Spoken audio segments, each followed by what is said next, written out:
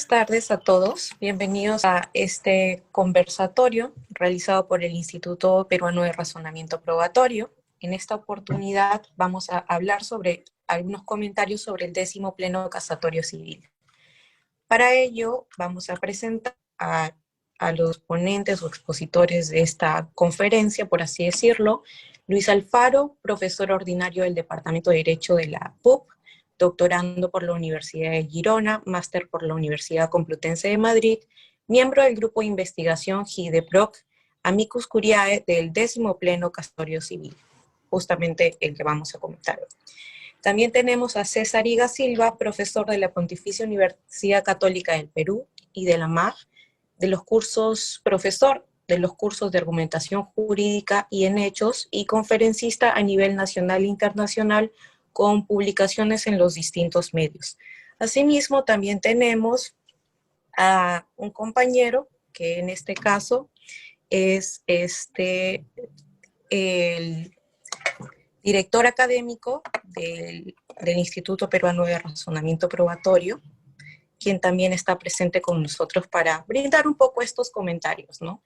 La, digamos, finalidad de este pequeño conversatorio que traemos el día de hoy es que con motivo de la publicación del 10º Pleno Casatorio Civil y dado el eje temático que se puede ver a partir de decidimos que era parte de lo que más o menos concuerda con las líneas de investigación que viene realizando el Instituto Probatorio a través de este tiempo, y hemos visto la necesidad, pues, y la relevancia de convocar en esta oportunidad a especialistas para poder hablar sobre el mismo, ¿no?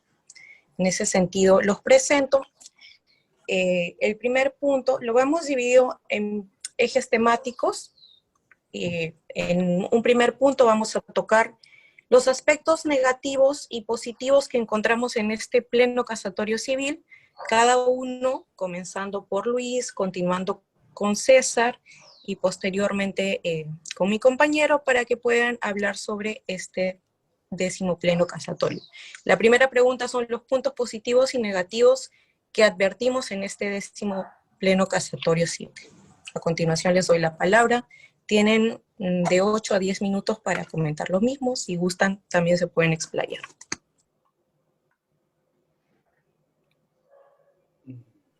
Comenzamos contigo, César.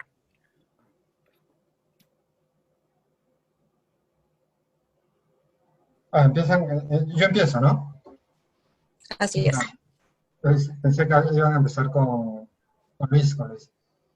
A ver, la primera, entiendo que es una idea, una visión general del Pleno, ¿no? A ver, creo que sería, voy a plantear, bueno, voy a ser directo, ¿no? Yo creo que no me gusta mucho el Pleno, este acuerdo.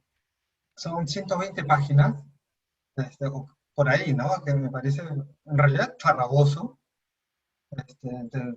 leer toda esta cantidad de páginas. Y sobre todo se entra a tallar muchísimas cuestiones teóricas que creo que no se ve cómo contribuyen a enlazarlo con el caso, cómo contribuyen para resolver el caso. Creo que la parte del caso incluso le dedican un par de páginas, está casi al final y en realidad perdido, ¿no? Ahora, ¿de qué trataba este caso? Este caso trataba de si el inmueble cuya restitución reclama la demandante, la actora, es el mismo que estaba poseyendo el demandado, ¿no? La demandante para eso presentaba ciertas pruebas, ¿no? Documentos, unos contratos, y el demandado, creo que si no mal no recuerdo, también otros documentos y algunas declaraciones por ahí de que no se trataba del mismo bien. Entonces la discusión es si se trata o no del mismo bien. Claro, y en realidad la prueba para resolver eso, que al finalmente uno revisa en la parte final de todo este acuerdo, está diciendo, ordénense que se traigan los planos, ¿no? Que se pidan ciertos planos, etc. Y se determine si estamos hablando del mismo bien. Si es el mismo bien, y este bien fue transferido a la demandante por quienes eran propietarios, entonces, y el poseedor no tiene algún título, ¿vale? Entonces el bien tiene que ser restituido a ella. claro, pero pero la actora no lo había, no había planteado de esa manera, no había pedido que se ofrezca eso. Y esa creo que era la prueba, era o es, o al menos una de las pruebas claves para resolver ese problema. Y creo que hubiera sido interesante, entonces, planteado así el caso, ¿no? Acá tenemos que resolver esto. ¿Qué medio probatorio necesitamos para resolver esto? Necesitamos esto. Ahora, ese medio probatorio no fue ofrecido por la demandante, y creo que tampoco por el demandado, si no mal no recuerdo. Fresco, asumamos que no fue planteado por nadie, sino creo que hasta después, mucho después en el proceso. Y el juez puede de oficio, la pregunta ahí creo que es importante, el juez puede de oficio, si se da cuenta que hay un medio probatorio que le permite obtener la información de calidad o la información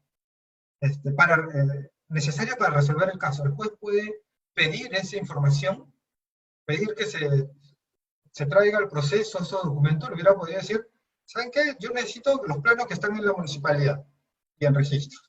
Ninguno de ustedes lo ha ofrecido, de acuerdo. Pero esos planos nos van a sacar del problema.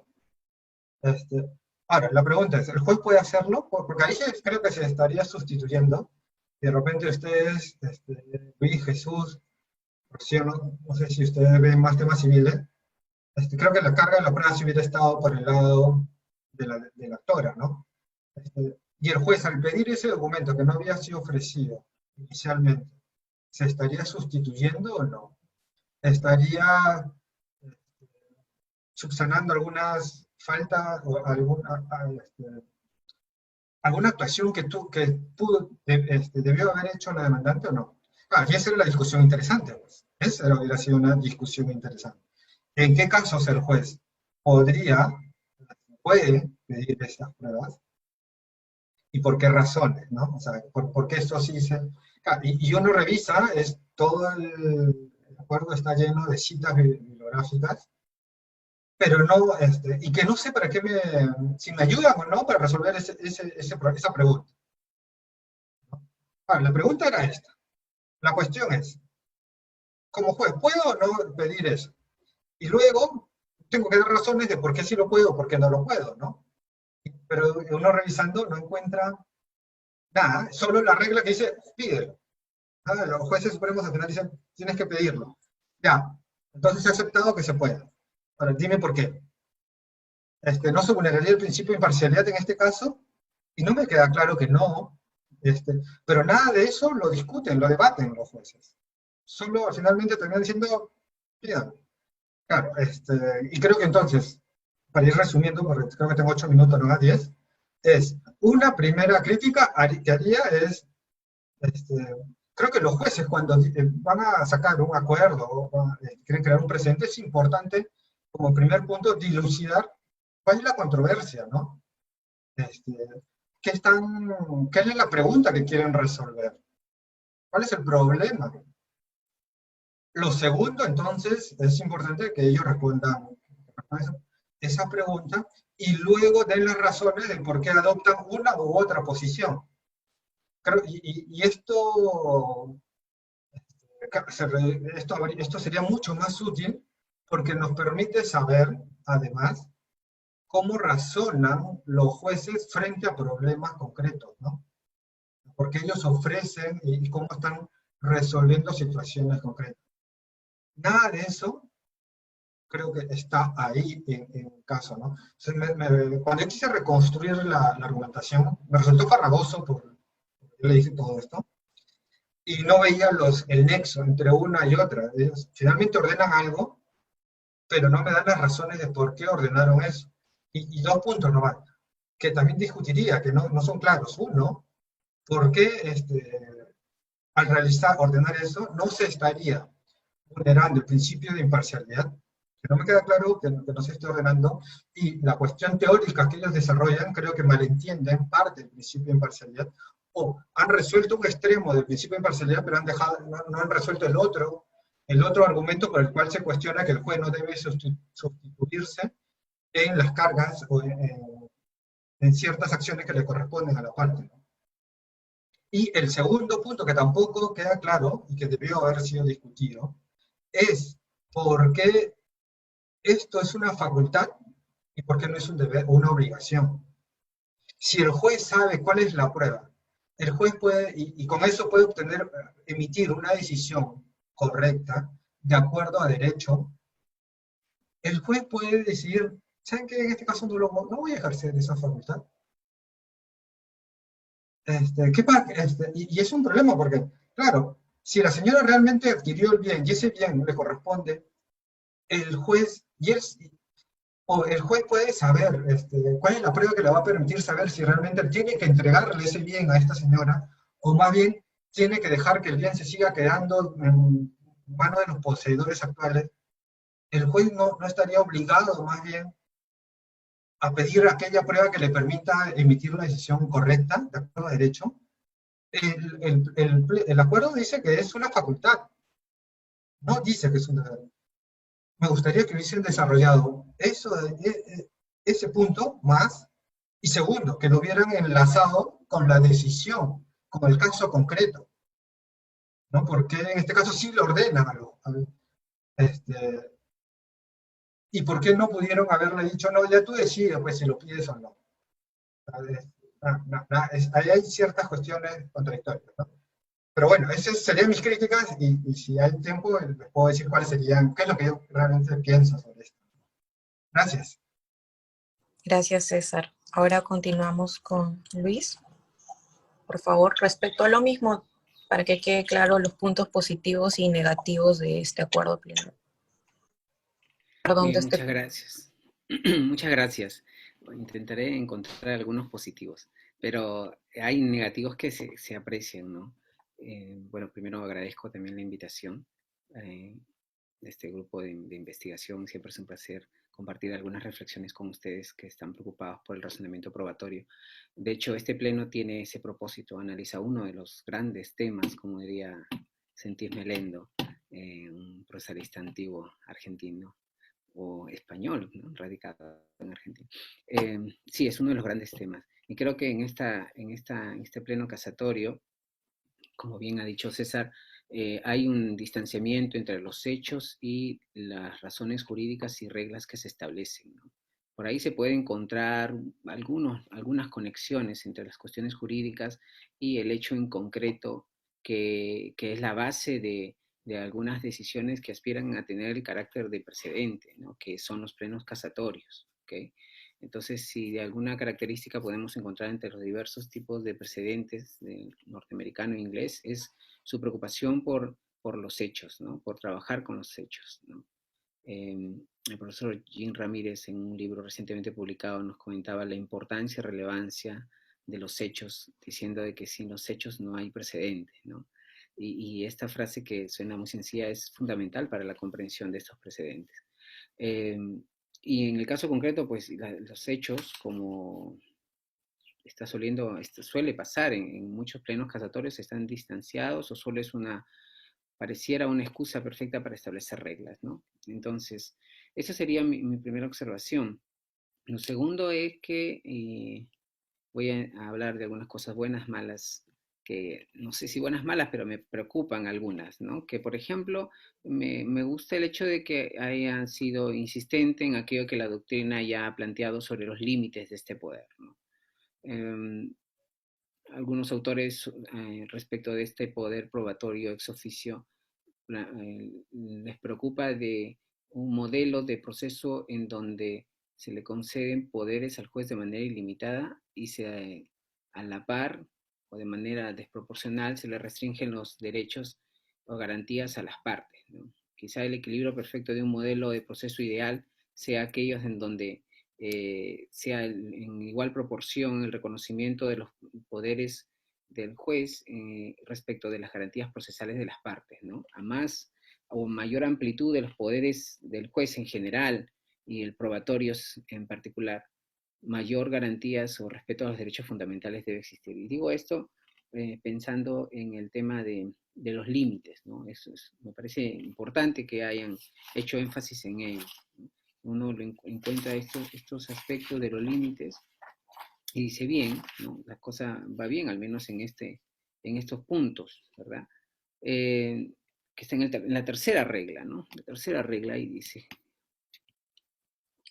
el juez de primera o segunda instancia en el ejercicio y en trámite de la prueba de oficio deberá cumplir de manera obligatoria con los siguientes límites: excepcionalidad, pertinencia, fuentes de prueba, motivación, contradictorio, no suplir a las partes y en una sola oportunidad.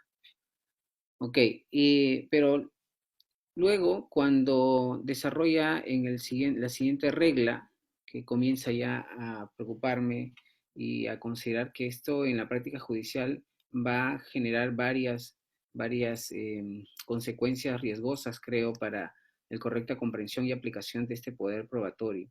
Y señala en la cuarta regla que es como el desarrollo de este criterio antes mencionado, que me refiero al contradictorio, y dice lo siguiente: el contradictorio en la prueba de oficio puede ser previo, diferido y se ejerce por las partes de forma oral o escrita dependiendo de la naturaleza del proceso.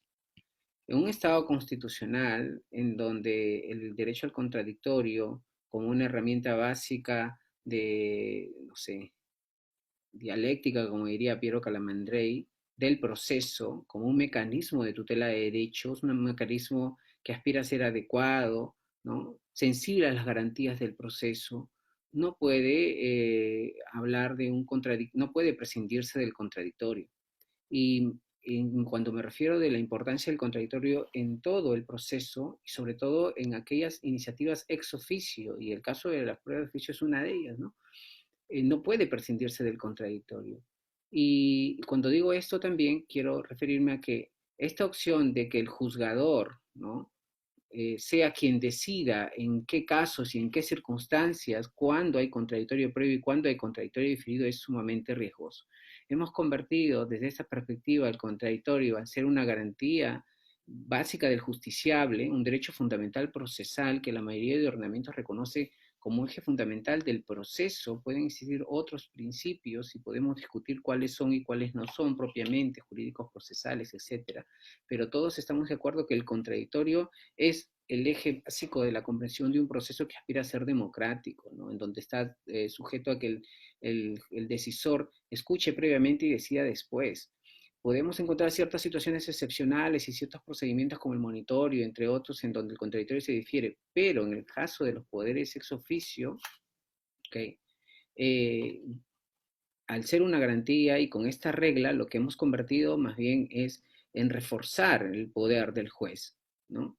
El contradictorio es un límite, ¿no? Es un criterio de aplicación, es un freno y contrapeso al ejercicio de este poder ex officio. No puede ser que a su vez, desde este precedente y de esta regla, se ha convertido más bien en una ampliación del poder del juez, considerarlo ya no como una garantía del justiciable, sino más bien como una especie de poder o potestad que suma ya al hecho de que el juez pueda de oficio incorporar un nuevo elemento de prueba y con lo discutible que es a su vez. Entonces, este es un punto que me parece que debería reconsiderarse porque al menos si tenemos un análisis comparativo histórico de esta potestad en la mayoría de sistemas procesales donde se reconoce diversas iniciativas probatorias, sea cualquier la denominación, no sé, diligencias finales de repente en España, siempre el contradictorio es previo, ¿no? Es la base fundamental para el ejercicio de los poderes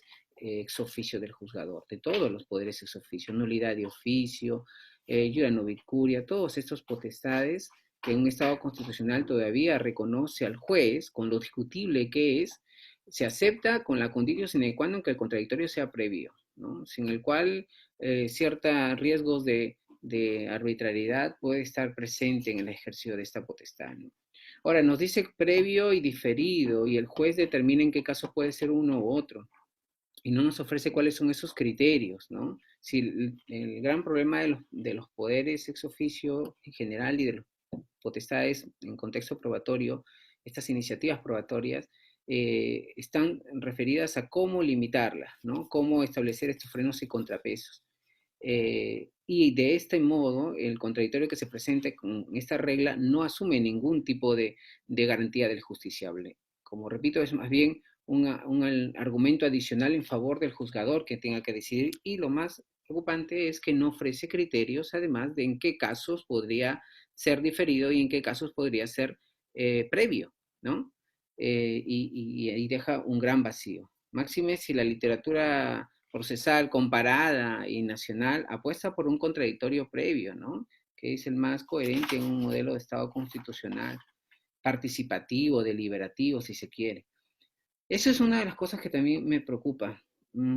Después hay una regla que es la regla quinta, ¿no? Que responde a otra de las preocupaciones también que existe en la práctica judicial sobre en qué momento puede ejercerse esta potestad, ¿no? Este punto es resuelta por la Corte Suprema a través de este precedente, y nos dice que en un proceso, si el proceso es escrito, en terminar la práctica de las pruebas admitidas, excepcionalmente antes de la sentencia. En los procesos sujetos a oralidad se harán en la audiencia preliminar, excepcionalmente en la audiencia de pruebas. Aquí yo no termino, con todo respeto a quienes están detrás de los módulos de gestión, módulo corporativo. Lo he notado aquí porque me resulta un poco largo el nombrecillo de este plan piloto que viene desarrollando el Poder Judicial, ¿okay? Que es el módulo civil corporativo de litigación oral, ¿no? Sobre la base del módulo de gestión de despacho judicial corporativo. Ya, lo voy a aprender de memoria, lo prometo. Pero este proyecto que se viene implementando, yo no sé hasta qué punto es ley procesal, la nueva ley procesal. Yo hasta donde sé, tenemos el proyecto de reforma del Código Procesal Civil, pero de algún modo, desde esta forma de establecer las reglas, muestran como si en el proceso civil peruano existieran dos tipos de procesos. Un proceso que es escrito y un proceso que es oral, ¿no?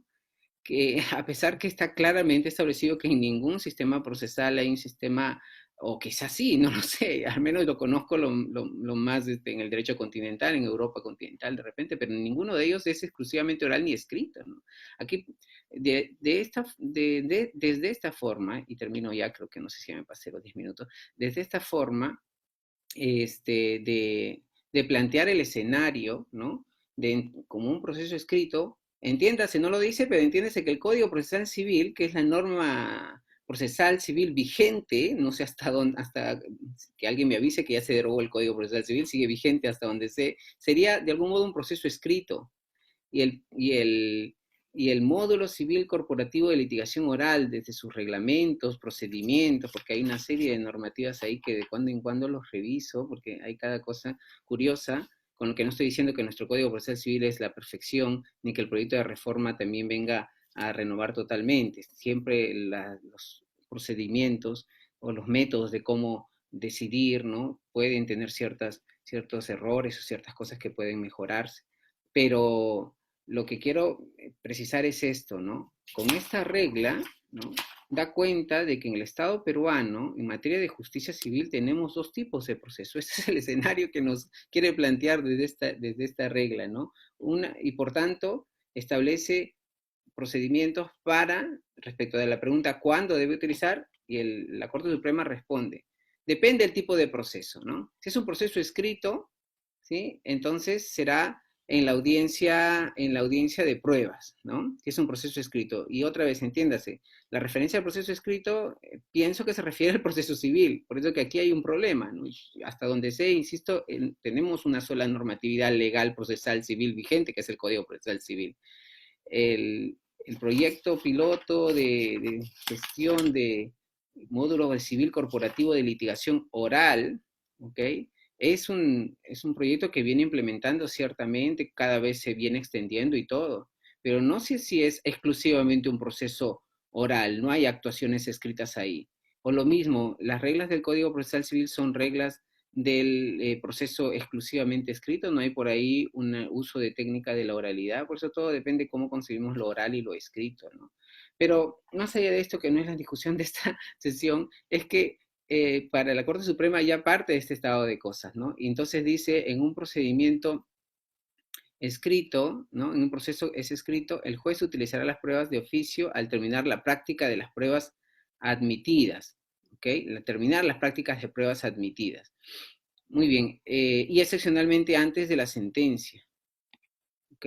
Aquí hay también creo que hubiese podido establecer de manera más precisa algunas circunstancias que se presentan después de la audiencia de pruebas y antes de la sentencia, y aunque esto parezca mentira, en la práctica judicial, en este intervalo se presentan un sinfín de situaciones, entonces quizás hubiese sido más preciso ahí, ¿no?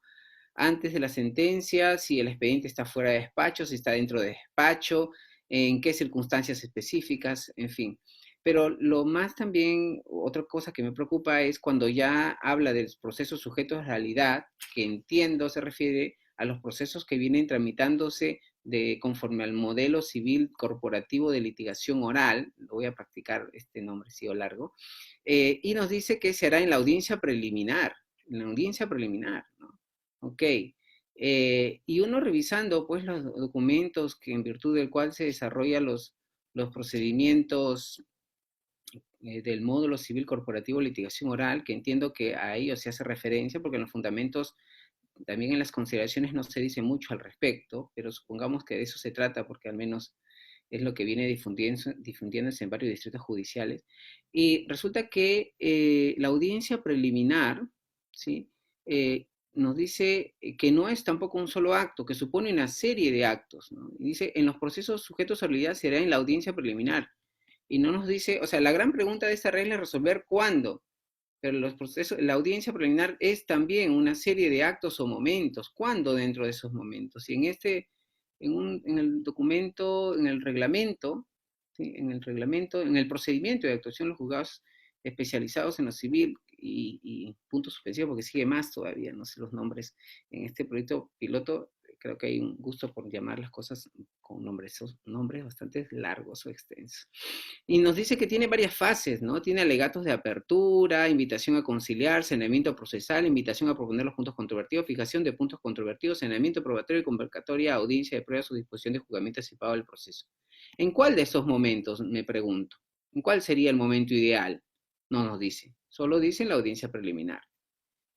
Y luego nos dice excepcionalmente en la audiencia de pruebas, excepcionalmente en la audiencia de pruebas. En este caso nos dicen que, y no nos dicen qué momento es la audiencia de pruebas. Al final, después de actuado, puedo intuir que se refiere después de actuado todos los medios de prueba de las partes, ¿no? Ahora, en un proceso propuesto como oral, ¿no? Conforme al módulo civil de corporativo de litigación oral, no existe un momento para sentenciar, o sea, no existe la posibilidad que el juzgador pueda sentenciar en su despacho como son las reglas del proceso civil actual. Digo esto porque en todo caso, si el expediente o el caso en particular se encontrase ya en despacho para sentenciar, no habría posibilidad de incorporar pruebas de oficio entonces, porque los dice de manera excepcional, en la audiencia de pruebas, ¿no? En la audiencia de pruebas. En el caso anterior, nos dice en la audiencia de pruebas la regla y excepcionalmente en la sentencia.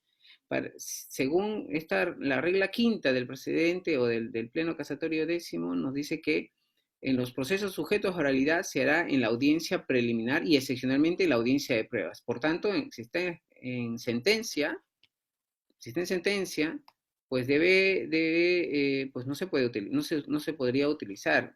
Claro, aquí alguien me podría decir, profesor, pero la hipótesis de que el expediente esté para sentencia en despacho no existe en un proceso conforme a estas nuevas reglas procedimentales, llamémoslo así, para no decir reglas procesales legales. Pero no sé si dejaríamos toda hipótesis o toda posibilidad de que el caso no se resuelva en despacho conforme a esas nuevas reglas, ¿no? Eso, por lo pronto, no sé si ya estoy en el tiempo, las cosas que voy advirtiendo de este décimo pleno casatorio, ¿no? Como recalco, el tema del contradictorio diferido y previo es bastante preocupante, ¿no? Porque se ha convertido en una garantía procesal al ser más bien un incremento o amplitud de las potestades que el juzgador tiene ya por el hecho mismo que el legislador lo ha reconocido así al juez. ¿Okay? Muchas gracias. Listo, muchas gracias, Luis. Ahora Jesús Bautista, para que nos des tus apreciaciones sobre estos puntos. Gracias, Rocío. comparto mucho de lo dicho por Luis y bueno, de lo dicho por César. Este pleno, en mi particular opinión, peca por un exceso de argumentación teórica innecesaria para resolver este caso en particular. Y bueno, básicamente el tema de la cultura de precedente de observancia obligatoria, en sí nosotros no tenemos una cultura de observancia de precedentes. En realidad, porque el precedente tiene su origen o tiene su base en los hechos, y claramente nosotros tenemos una cultura de precedentes bajo el análisis de interpretación normativa y no sobre la base de hechos. Entonces, ya desde ahí parte una cuestión, algo cuestionable al sistema de precedentes que está intentando implementar la Corte Suprema. Incluso algunos han llegado a sostener pues, la inconstitucionalidad de estos precedentes, básicamente señalando pues, que no se encuentra amparado ni en la Constitución ni en las leyes correspondientes, y muchos de ellos se alejan de los hechos, y como ha advertido pues tanto Luis como César. Yo particularmente tengo mi reparo, y bueno, no estamos dentro de los precedentes como el sistema en common law, obviamente, y por dicha razón tampoco podemos aplicar las técnicas de apartamiento pues correspondientes a un sistema de precedentes. Si no tenemos un sistema de precedentes, mal también haríamos, obviamente, aplicar las técnicas de apartamiento de precedentes si no tenemos una base como tal, pese que algunos autores han señalado pues que sí podemos realizar esta técnica de apartamiento de precedentes. Ese es como primer punto. En realidad yo tengo una cierta desazón porque el pleno como resultado o como pauta final que da no termina diciendo mucho y establece pautas, parámetros para los jueces que siguen siendo facultativos. Y bueno, y en principio reitera una regla que ya estaba establecido incluso antes de la modificación del artículo 194, antes de la modificación del año 2014, que se modifica este artículo, porque esto, si bien había ciertas dudas respecto de su carácter obligacional o discrecional, la técnica legislativa no permitía pues hacer una interpretación distinta a que era una obligación. La técnica legislativa siempre utilizó el verbo poder y nunca utilizó un verbo debe o deber del juez. Y por lo tanto, antes de la modificación y después de la modificación, se mantuvo como una facultad discrecional. Siempre en mi concepción, siempre estuvo direccionada como una facultad discrecional y en ningún momento varió como un deber. Y hoy este texto de la sentencia de la Corte Suprema, este precedente de observancia obligatoria, ha reiterado lo mismo. O sea, la primera regla dice: el artículo 194 del Código Procesal Civil contiene un enunciado legal que confiere a un juez un poder probatorio con carácter de facultad excepcional y no obligación. Si sigue siendo una facultad excepcional, que ya lo decía la norma, o sea, en todo momento la norma siempre estuvo, por más modificación que hubo, la modificación solo estableció límites que nos parecen positivos, obviamente, estos límites establecidos que incluyen el contradictorio y que de alguna manera lo ha desnaturalizado, una de sus reglas, pues, la cuarta regla ha desnaturalizado el contradictorio dentro de estos poderes probatorios, como ya lo ha señalado Luis. No ha dado mayor alcance, y a mí me hubiera gustado que diera mayor alcance justamente sobre los límites que establece el propio artículo 194 del Código Procesal Civil. Y al menos, por ejemplo, en el tema de la contradicción, o sea, el límite de la contradicción es imprescindible. ¿Por qué? Porque lleva la necesidad al juez de evaluar si es que debemos incorporar este medio probatorio, y es por eso la necesidad. No puede posponer de alguna manera este contradictorio, porque lo contrario no habría una evaluación de la necesidad de incorporar esta prueba de oficio. ¿Qué sentido tiene de posponer?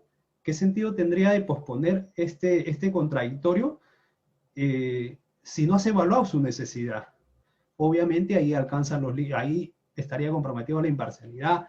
De todas maneras, ¿por qué? Porque el juez no sabe en realidad, pues, si es que se encuentra en una necesidad de incorporarla como tal. Entonces, en vez de ayudar este pleno casatorio, en principio, en uno de los límites, yo siento que lo ha distorsionado. El contradictorio totalmente lo ha distorsionado porque debió fijar pautas elementales para decir, el contradictorio debe realizarse previa a la necesidad de incorporación.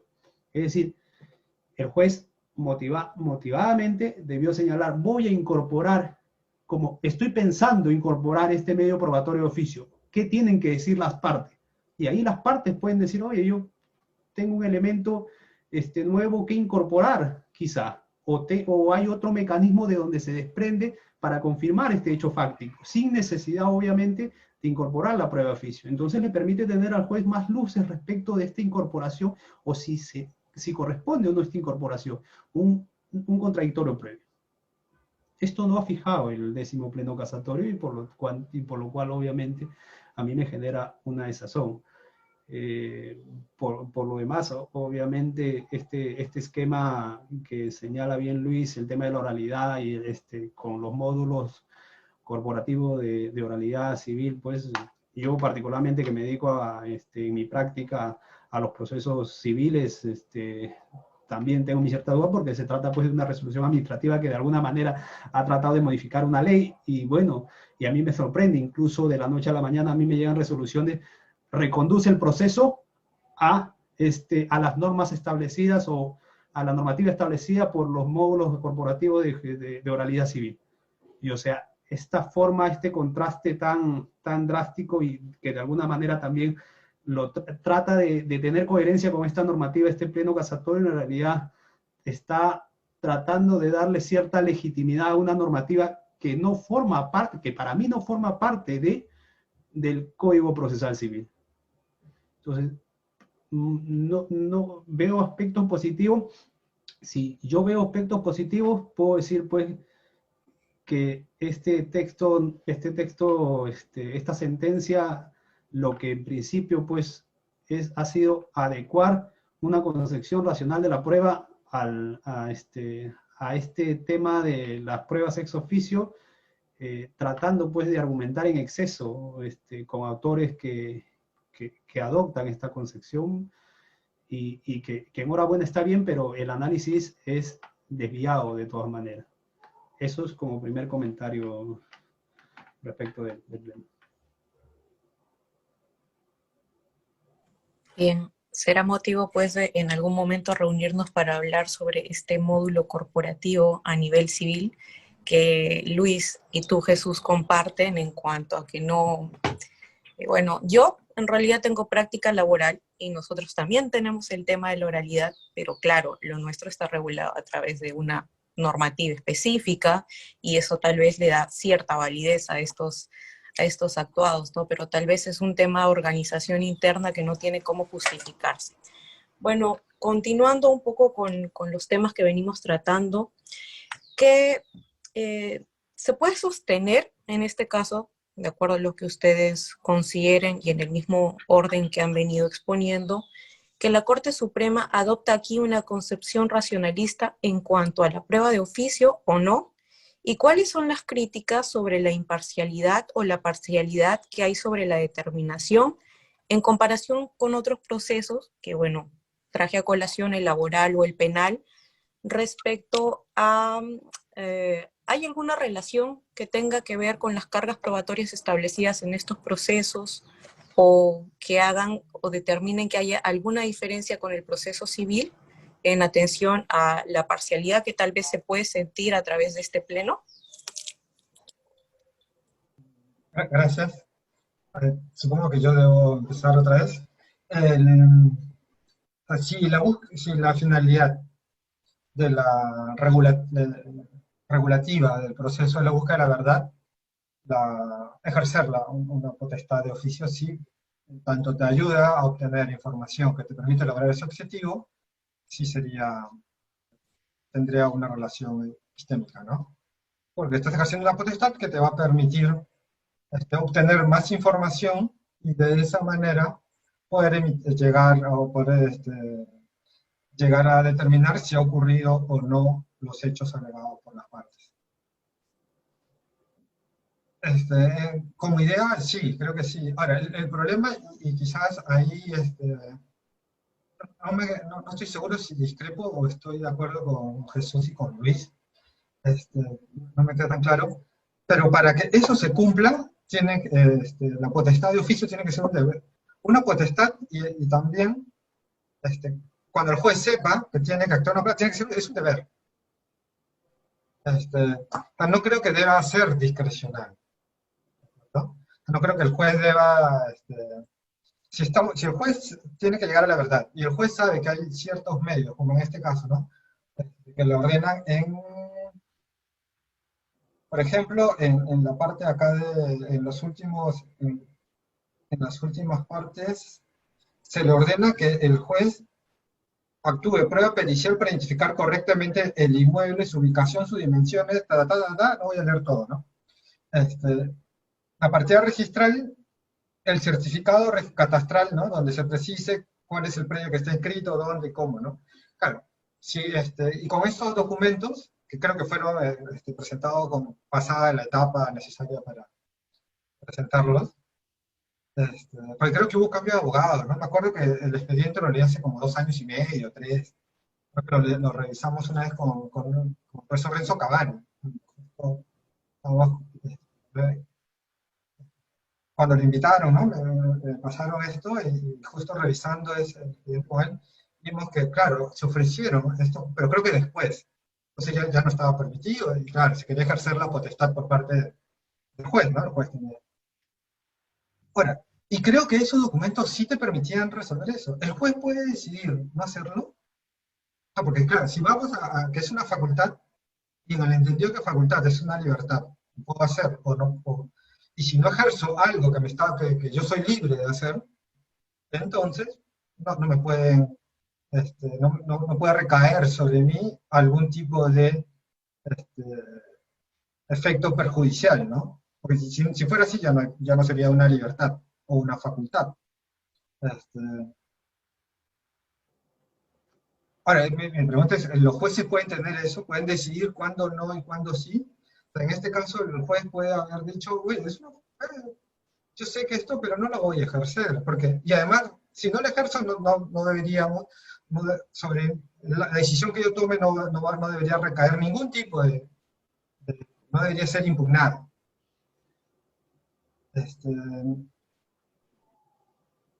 Esa es una posibilidad, una forma de diseñar el proceso es así, ¿no? Pero yo creería que los jueces más bien, si están orientados y están obligados a emitir decisiones correctas, ellos no tienen facultades, o no tienen la libertad de poder decidir, lo que ellos tienen son obligaciones. Si se les otorga cierta competencia para hacer algo, luego, cuando se produzca la situación, tienen que hacerlo. Están obligados a. Creo que en este caso, ellos estarían obligados a, ¿no?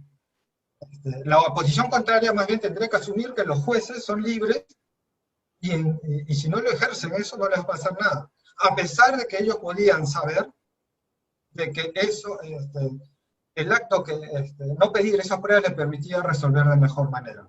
Esto es acorde con un Estado constitucional de derecho. Esto es la mejor forma de resolver ese conflicto entre las partes.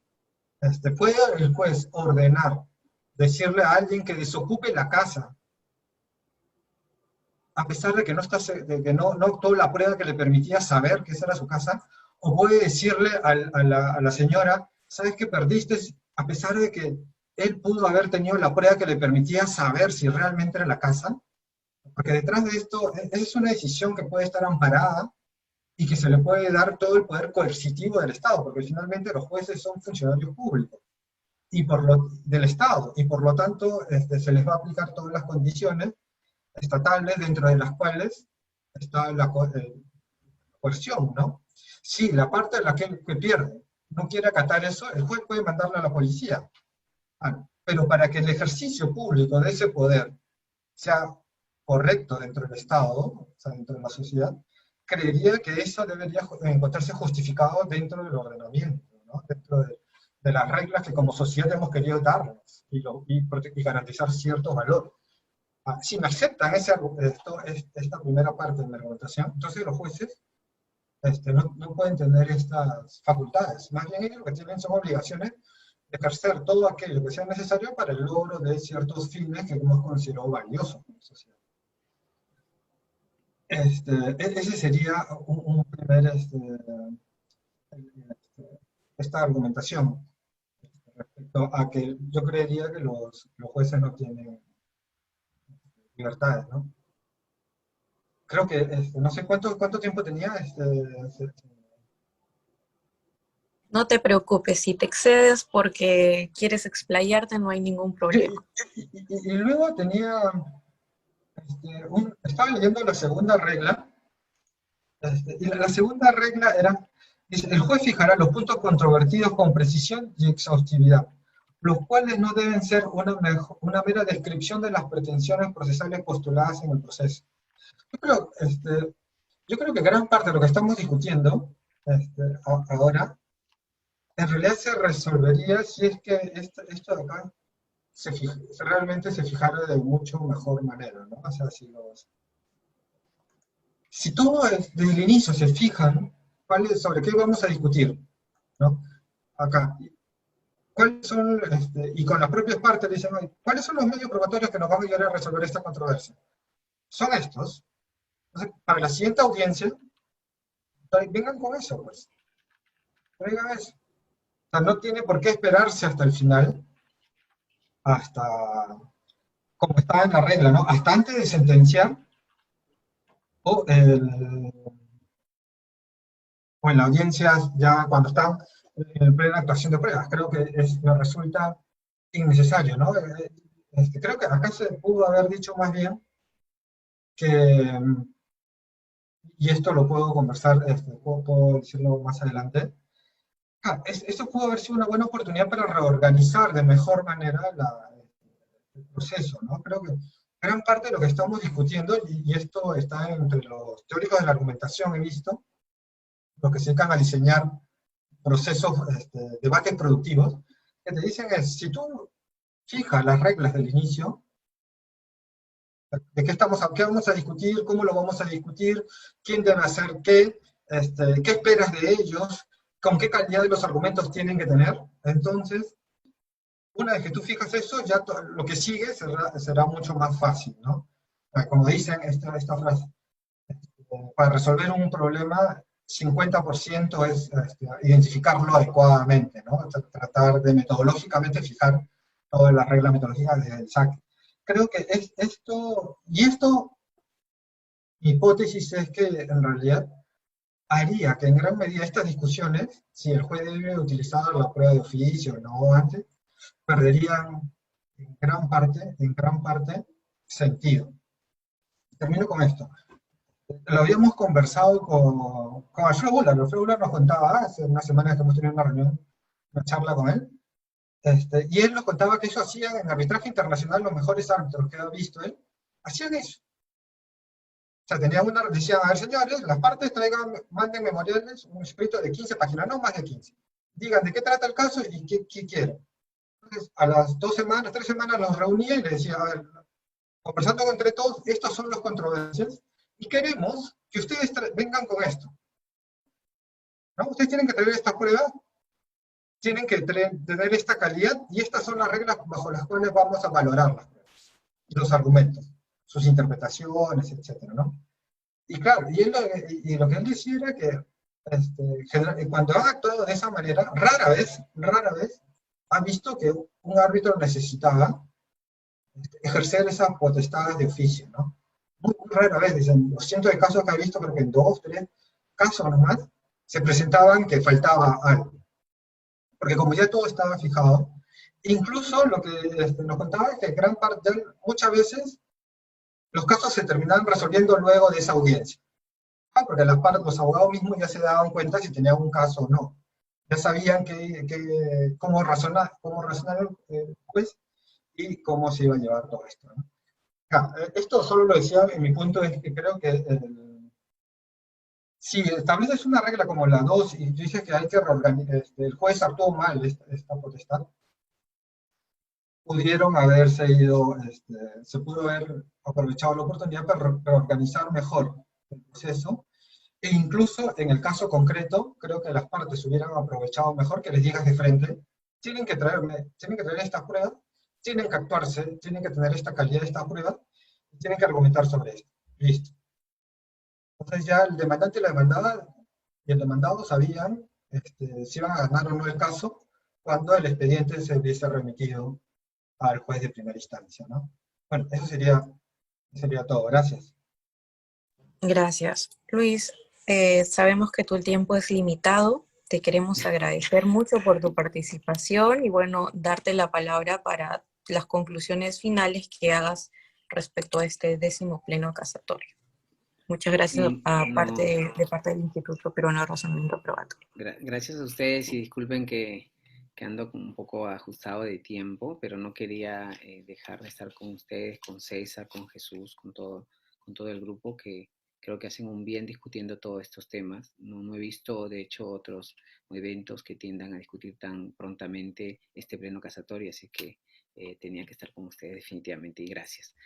Otra de las cosas que quería agregar para finalizar mi participación es el tema de cómo relacionamos la imparcialidad con el tema de las decisiones sorpresas, ¿no? Si estamos en el marco de un Estado constitucional otra vez, creo que es importante que las decisiones no se den de esta manera, ¿no? Es decir, cuando digo decisiones sorpresas, hago referencia a aquellas que son dadas sin previa debate, sin previa discusión, ¿no? Que es algo que comparativamente los sistemas procesales vienen proscribiendo, ¿no? Es decir, que las decisiones sean el resultado del diálogo previo con las partes en general. Podríamos discutir en algunos casos límites en donde de repente se decida primero y discuta después. Pero una de las cosas que siempre se reprocha ciertamente respecto de los presos de oficio es la imparcialidad, ¿no? Es la afectación a la imparcialidad, ¿no?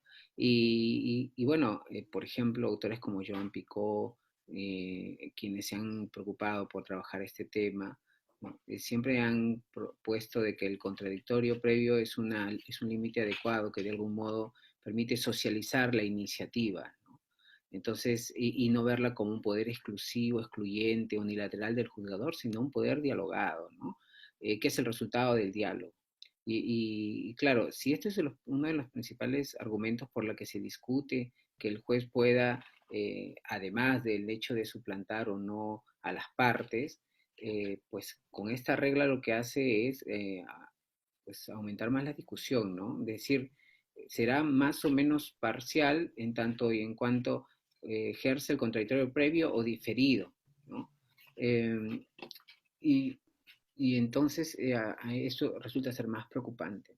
Ahora, al respecto, yo considero que de hecho pocas veces se le reconoce el valor epistémico que tiene el contradictorio también, ¿no? Desde la perspectiva exclusivamente procesal, hemos rescatado la importancia de la participación previa, el conocimiento de las partes, de cualquier información, datos y que puedan ser sometidos al debate con el juez. Pero creo que el valor epistémico, la importancia epistémica que juega el contradictorio es básico en el proceso. Siempre alguien podría decir, bueno, si las partes, por más que se le den la oportunidad de participar, no dicen nada, claro, ahí encontramos una contingencia muy particular, pero al menos formalmente el Estado, el legislador y los jueces deben procurar abrir que todas las decisiones sean el resultado de esto, porque la data, la información, lo que cognitiva que puedan aportar puede ser relevante para el juzgador, ¿no? Prescindir de ello aumenta más los riesgos de imparcialidad o de parcialidad del juzgador. Esto sin considerar, por cierto, que otra de las cosas en este contexto de la imparcialidad que pocas veces se dice es la posibilidad de incremento de sesgos cognitivos cuando el juez decide incorporar, incluso sin contradictorio, ¿no? Esto se incrementa más, ¿no? El sesgo cognitivo en psicología conductual que estudia las decisiones judiciales o lo toma decisiones judiciales, que más presente está, y en este caso de poder probatorio ex oficio, es el sesgo de confirmación, ¿no? O lo que también suele denominarse el heurístico de anclaje y ajuste, ¿no? Entonces, un juez que tiene unas primeras impresiones respecto al caso y decide incorporar este elemento de prueba, posiblemente al momento de decidir, aunque incluso la Corte Suprema en este pleno dice en sus fundamentos que no debe haber un tratamiento privilegiado de esta prueba de oficio, la psicología cognitiva ha establecido que este sesgo de anclaje y luego ajuste no, inconscientemente es probable que lo tome como un elemento relevante, importante, prescindiendo de los demás incluso. Y esto es un aspecto claramente que roza con la parcialidad en las decisiones. Luego podríamos discutir qué otros sesgos pueden estar presentes. Creo que también resultaría interesante establecer o se hubiese trabajado, porque hay abundante información sobre la concepción racional del proceso, la función epistémica de las pruebas, etcétera, cosa que podemos discutir si debió ingresarse o no, o debió tratarse de manera superficial o no tan extensamente, en fin. Pero creo que cuando se habla de imparcialidad sí se debió tener un especial tratamiento ahí, porque ese es uno de los argumentos que más se reprocha, se cuestiona que en el contexto de las pruebas de oficio. Y de hecho hay bastante información actual sobre los estudios psicológicos de la imparcialidad, ¿no? Lo que Jordi Nieva, por ejemplo, a veces denomina la dimensión psicológica del concepto de imparcialidad. Y es ahí en ese contexto, tuve la oportunidad de investigar el año pasado abundante literatura que analizan la importancia de la psicología conductual en el contexto de la toma de decisiones, especialmente cuando se trabaja con pruebas. Y creo que una mirada, ¿no? Una aproximación de la dimensión psicológica de la imparcialidad como un estado mental en la que se pueda advertir o limitar los sesgos cognitivos, entre otros, podría haber sido una mejor forma de enfrentar esta categoría de imparcialidad y de una vez por todas, entre otras cosas, al menos superar esta gran observación que se le hace. También creo que no hubiese estado de más, ¿no? Si de argumentación jurídica y de orientaciones racionales al que se compromete, parece, esta sentencia, determinar ya si estamos en el plano de la teoría del derecho y la filosofía del derecho, del cual soy un mero aficionado, centrarse pues en discutir qué entendemos por poder, por deber, que son categorías básicas, ¿no? O sea, si de plano ya la Corte Suprema decide hacer una aproximación teórica filosófica de la cuestión de los poderes del juez, pues estas categorías como poder, deber, facultad, potestades, competencias que están alrededor de esta cuestión, creo que debieron ser exploradas y haber dicho algo al respecto. Siento que en esta ligereza a veces incurrimos, yo también, no siempre tenemos bien fijadas, bien establecidas las categorías que están en juego, ¿no? No sé si, por ejemplo, en el contexto de los funcionarios públicos es correcto, inadecuado hablar de facultad, por ejemplo, ¿no? Uno encuentra en la literatura que esta expresión más se asocia con lo que las partes pueden ejercer en un estado de libertad, etcétera, ¿no?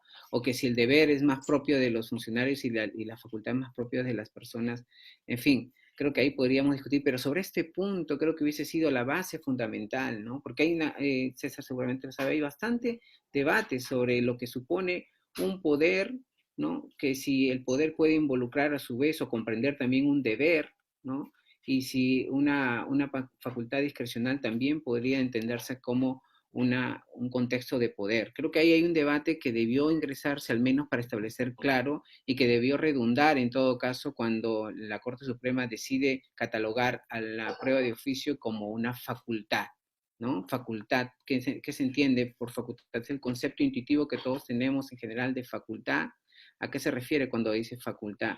Por ejemplo, claramente, como bien dice César, alguien podría decir, pero facultad en el sentido de libertad, el juzgador, si asumimos una concepción epistémica del proceso y de respecto de la comprensión de la prueba, porque de hecho no es la única, hay otras concepciones respecto del propósito de la prueba y del mismo proceso también, que interesan también al derecho, entonces seamos consecuentes con ellos, ¿no? No sé si la búsqueda de la verdad puede ser una facultad, ¿no? Si en las razones anteriores en la Corte Suprema se compromete en asumir esta concepción racional que orienta a la búsqueda de la verdad, etcétera, y hay bastantes argumentos ahí, también debió ser consecuente con ello cuando cataloga al poder probatorio como una mera facultad. No parece, por eso reitero, creo que las precisiones conceptuales en algunas categorías básicas que sirven para analizar esta situación debieron establecerse inicialmente, ¿no? Y no hacer un uso un poco distinto de las categorías de poder, deber, facultad, etc., ¿no? Y por último, creo que es cierto que si nos comprometemos que el proceso y la prueba está orientado a la búsqueda de la verdad, no sé en qué espacio de libertad tiene el juzgador en cada caso concreto de decidir que algunas veces pues puede prescindir de ello, ¿no? Si estamos orientados a la búsqueda de la verdad, esto supone un compromiso, una actitud proactiva en favor de, no podría decir, bueno, en este caso no, en este caso la búsqueda de la verdad no, solamente es una facultad y no un deber. Conceptos de deber, de facultad debieron haber sido esclarecidos inicialmente a partir del cual uno podría luego haber entendido que si se asume la prueba de oficio como facultad, en este sentido o de esta manera, ¿no? No simplemente un concepto general o intuitivo del uso común de las categorías de facultad y de deber. Bueno, eso podría agregar para terminar mi participación. Yo les agradezco bastante. Siempre es un gusto dialogar con César, con Jesús, con todo el grupo del Instituto Peruano de Razonamiento Probatorio. Me comprometo a tener otra participación, si así lo estiman, con toda libertad. Hay varias cosas, ¿no? Por ejemplo, el tema de que César ha mencionado, si realmente podemos hablar de una sustitución del juez cuando realice este ejercicio de los poderes probatorios, ¿no? ¿Esto es realmente una sustitución o es porque el legislador así lo ha establecido en esta regla del 194? No debe cuidar que la sustitución. Quizás ahí podríamos tener otra explicación de lo que podemos entender por sustitución. Pero, en fin, podríamos conversar en otra oportunidad de repente estos y otros temas. Recién comienza el debate. Muchísimas gracias. Muchísimas gracias. Gracias a ti, Luis. Bien, continuamos, César, contigo y tus apreciaciones o conclusiones de este pleno casatorio. ¿No era Jesús? Jesús me dice que te dé paso a ti por el tema de la hora para que te puedas explayar. Entonces algo corto, porque creo que Luis...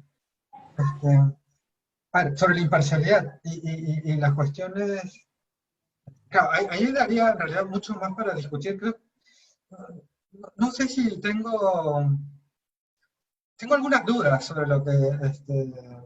pero dudas genuinas sobre una cosa que decía Luis. Quizás lo podemos conversar después o en otro momento.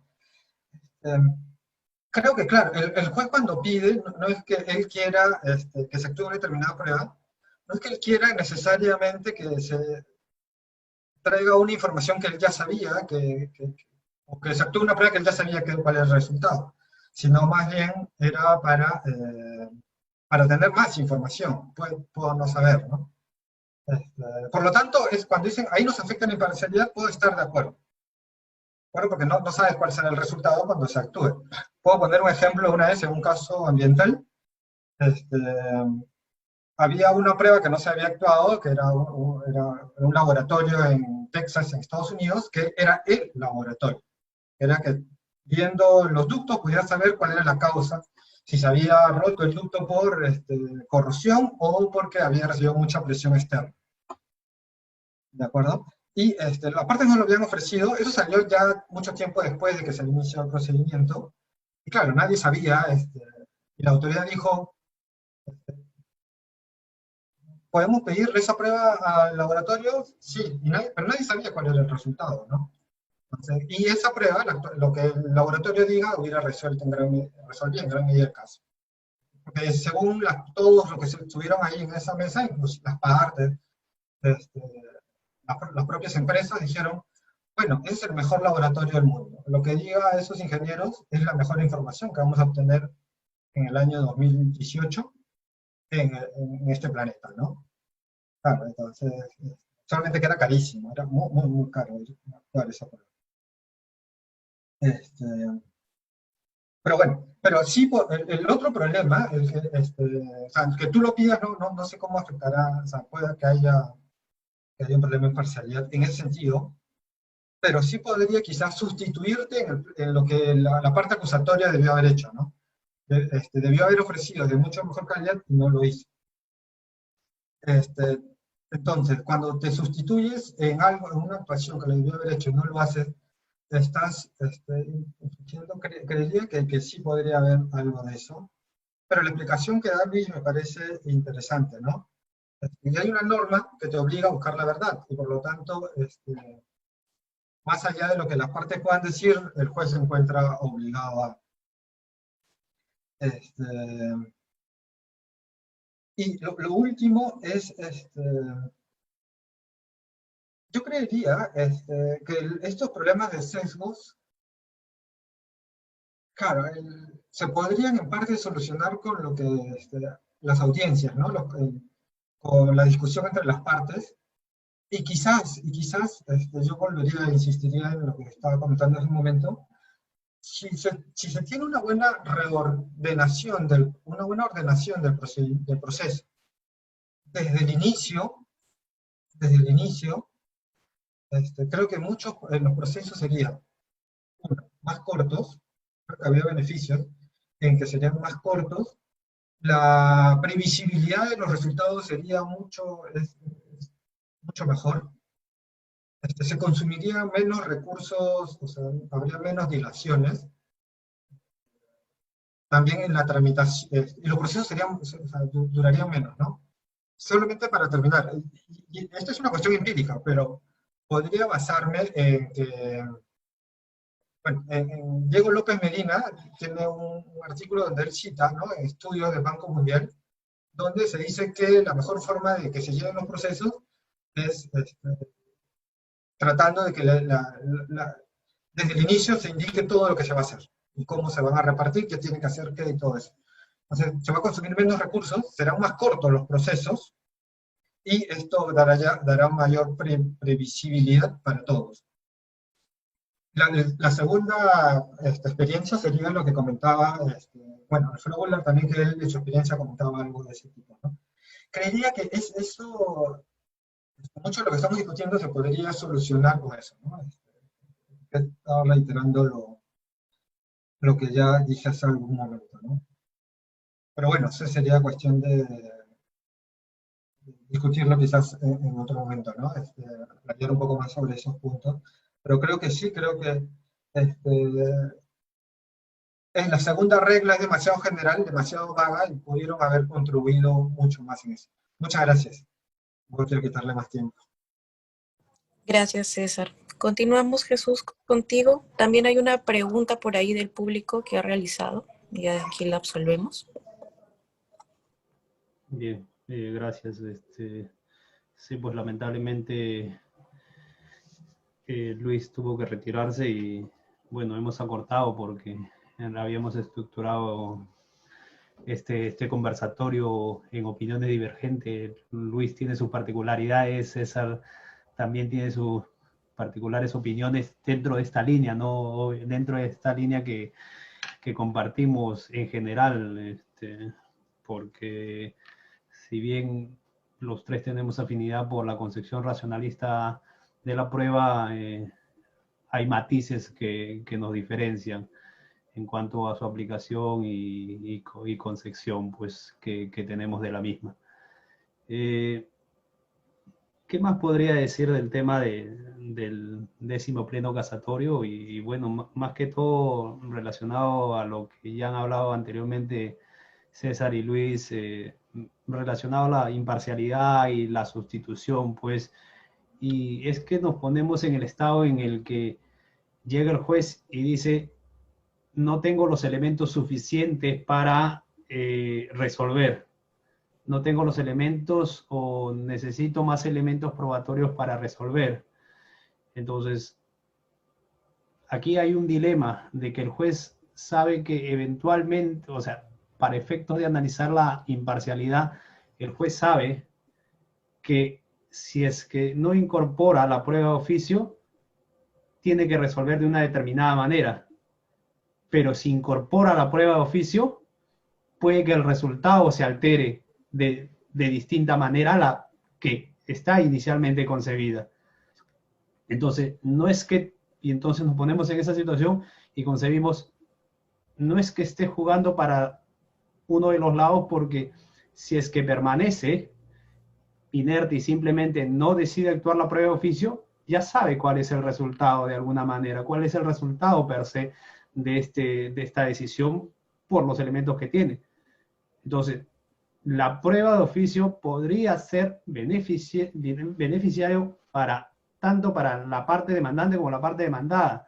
Entonces, porque al fin y al cabo es la idea de la prueba de oficio es recabar más elementos probatorios a los efectos de llegar a una conclusión coherente pues con la verdad, coherente con lo que sucedió realmente en el campo extraproceso, porque al fin y al cabo las partes llevan pues sus alegaciones respecto a hechos. Entonces, como una primera premisa para decir si realmente está comprometida su imparcialidad, si al fin y al cabo actúo o no la prueba de oficio, me va a alterar el resultado y ya estoy premeditadamente y de forma premeditada sé cuál es el resultado de esto y a quién probablemente vaya a beneficiar. Entonces, esto como primera premisa. Y bueno, atendiendo a eso, yo considero que en algunos procesos que son procesos de acuerdo a la materia, hay necesidades básicas de las partes que son elementales para aprobar. Si tú vas a un proceso de reivindicación, lo que tú vas a probar es realmente la propiedad de tal, que tú efectivamente eres propietario y por lo tanto le ofreces elementos probatorios tendientes a acreditar tal. Sin embargo, yo veo en la 10ª regla, por ejemplo, en la 10ª regla de este 10º pleno casatorio, y aquí le da, pues, la Corte Suprema le da a los jueces una cierta pauta, es decir, el juez en procesos relacionados con derechos reales, el juez puede utilizar especialmente como prueba de oficio una inspección judicial en el bien materia de debate. Si yo me voy a un mejor derecho de propiedad, ya hablando de un proceso sobre la materia, y es la materia de derechos reales, si yo me voy a un proceso de mejor derecho de propiedad, es imprescindible de que yo tenga que ofrecer una inspección judicial. ¿Por qué? Porque el mejor derecho de propiedad puede versar sobre superposiciones.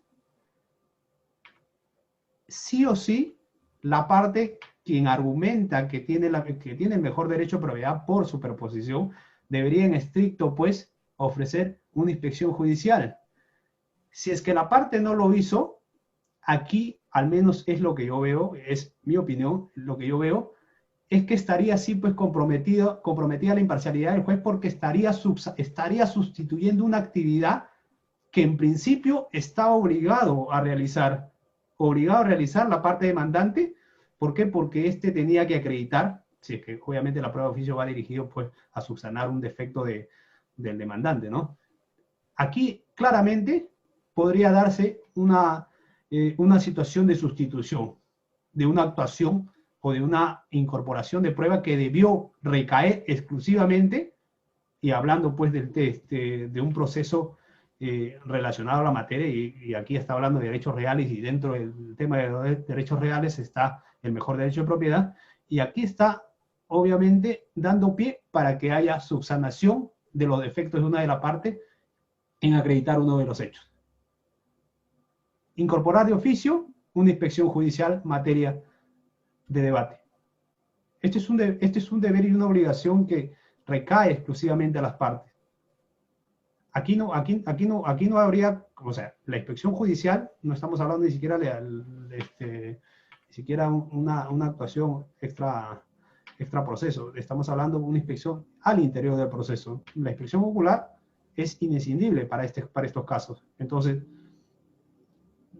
incluso habla pues de la prueba pericial para identificar, o sea, todos estos temas son básicos para este tipo de procesos, y entonces al dar más pautas, parece que estuviera reorientando el tema de que el juez puede ampliar su poder probatorio y le está dando pues espacio para que esta imparcialidad se vea comprometida. En vez de restringir, en vez de irse a los supuestos generales del 194, el tema de la contradicción, el tema de la sustitución, explicar correctamente en qué casos estamos en sustitución de las partes, en qué casos el juez se sustituye en las partes, cuáles son los límites, y ampliar ese conocimiento, porque realmente el debate debió ser ese, ¿no? Debió ser en qué casos, en el caso concreto, por ejemplo, que era un proceso de materia de derechos reales, en qué caso, en un proceso relacionado a derechos reales, el juez escapa, pues, de la sustitución que debió, de un deber de las partes. Entonces, ese análisis no se efectúa dentro de esta sentencia del 10º Pleno Casatorio. No queda claro, pues, esta relación, sustitución, imparcialidad, porque más que todo hace un análisis descriptivo. Yo veo que hay un análisis descriptivo más que un análisis, pues, propiamente en relación a los hechos. La Corte Suprema ha decidido escribir un manual más que irse a los hechos para analizar sus efectos o su impacto en lo que descriptivamente está señalando. O sea, no lo hace. Eso es como conclusión. No sé si César quisiera acotar algo más. Algo breve. Ese es el punto, ¿no? Creo que ese era uno de los grandes puntos y que no se había desarrollado. Pero yo todavía tengo muchas dudas sobre ese punto, ¿no? Porque sí entiendo el argumento de si las partes, ¿por qué no lo ofreció, ¿no? En su oportunidad. Si no lo ofreciste, perdiste, ¿no? Tú eres responsable por lo que no haces. Tienes el deber, y tienes la carga, y si no lo actúas, pierdes, ¿no? Ya, entiendo ese argumento, entiendo bastante bien ese argumento. Pero también puedo entender que en este caso, la señora estuvo mal asesorada. Y el Estado puede decirle, ¿sabes qué? Tenías que buscarte un mejor abogado, pues, ¿no? Lástima. Y si no lo tenías, pierdes. Pero dice bien, o sea, he gastado todos los pocos recursos que tenía, porque no estamos hablando de personas con mucho dinero, o sea, parece, ¿no? No sé. No es. Y el Estado puede decirle, ¿sabes qué? No te puedes quedar con esto, perdiste ese caso, no te vas a quedar con esto, y más bien le vas a dar que otra persona, a la cual no le correspondía el bien, se quede con el bien. O sea, como Estado, como un juez, no debería saber realmente, cuando decide, saber realmente qué ocurrió y luego aplicar la norma que corresponde. Entiendo por un lado un modelo donde digan cada parte tiene estos deberes y si no lo hace, pierde. Listo. Acá uno somos responsables por eso.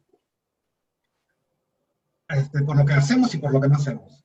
Pero por otro lado también veo, ese modelo funciona bien cuando todas las partes tienen, creo que funciona bien cuando las partes tienen los mismos recursos y misma cantidad de información.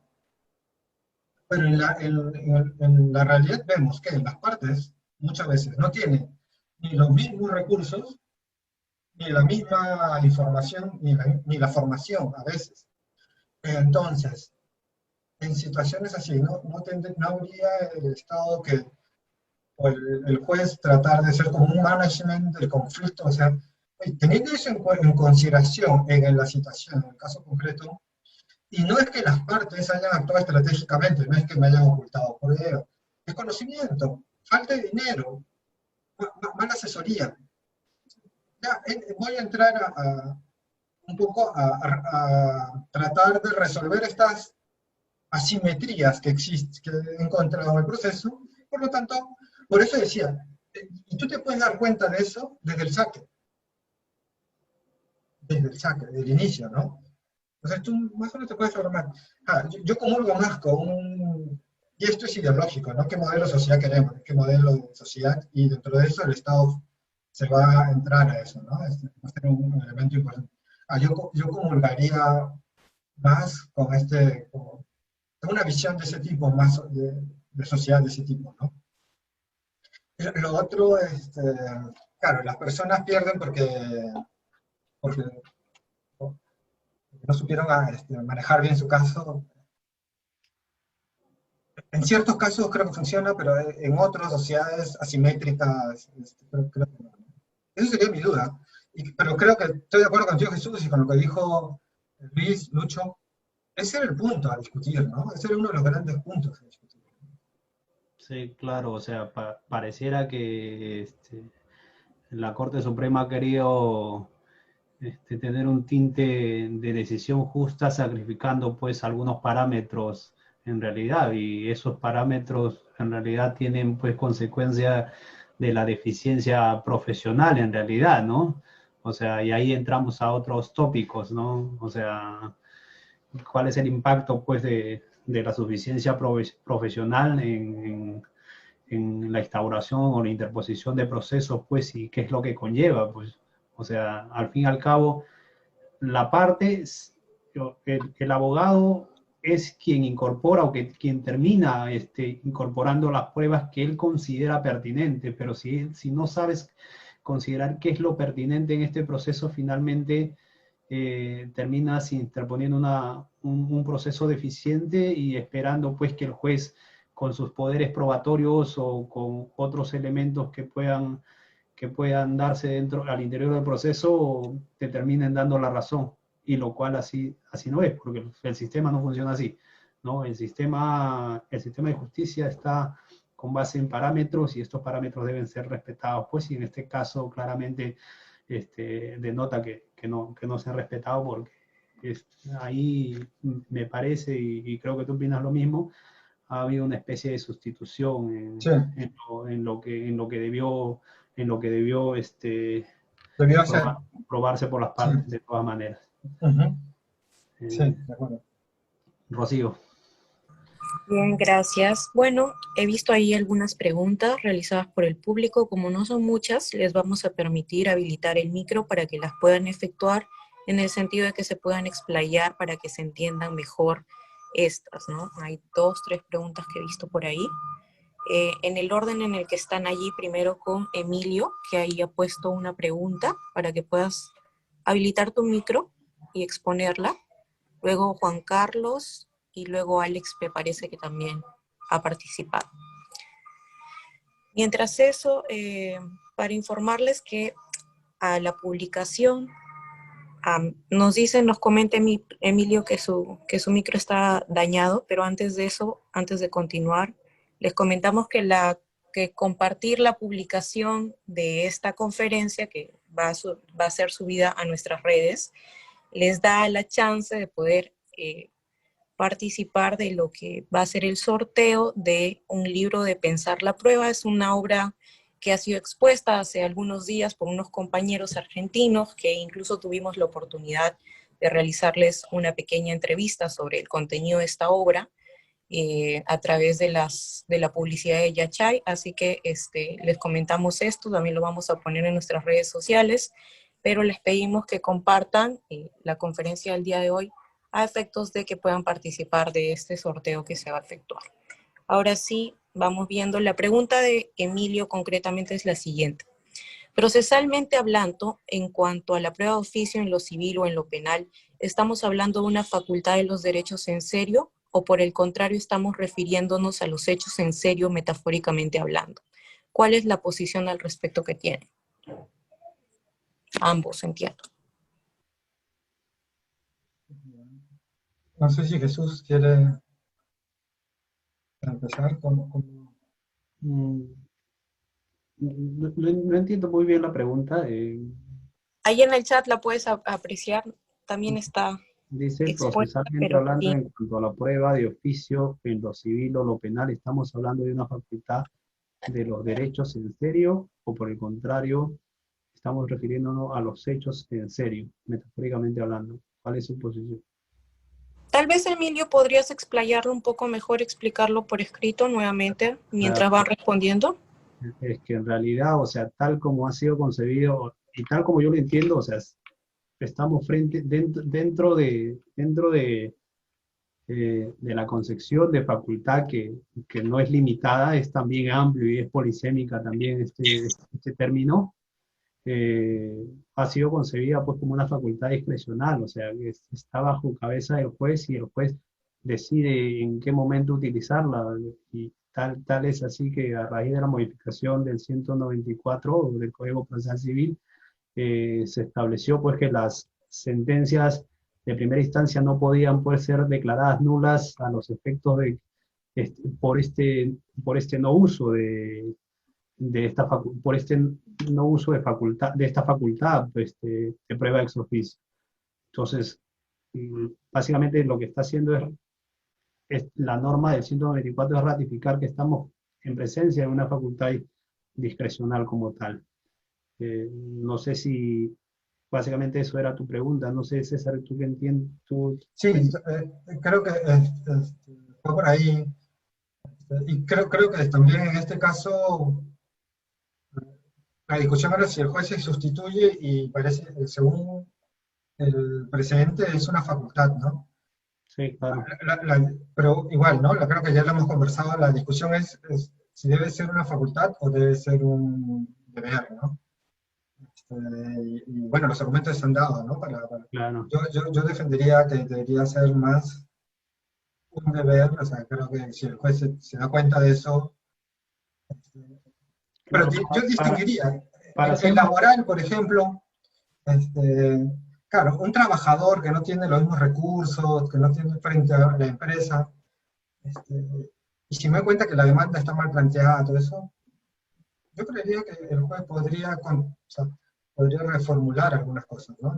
En penal, también quizás, en civil podríamos discutir, ¿no? En caso de bancos, no, ahí no lo vería, ¿no? O sea, pero y es que la concepción es distinta, o sea, por ejemplo, a nivel laboral, o sea, es más tuitivo, o sea, sí, es más amplio el tema de la facultad de juez, pues, justamente por el carácter tuitivo que tiene en materia laboral. Entonces, y lo civil no lo tiene, ese carácter tuitivo no pertenece dentro de la naturaleza del proceso civil, y como tal, ingresaríamos a una nueva discusión, ¿no?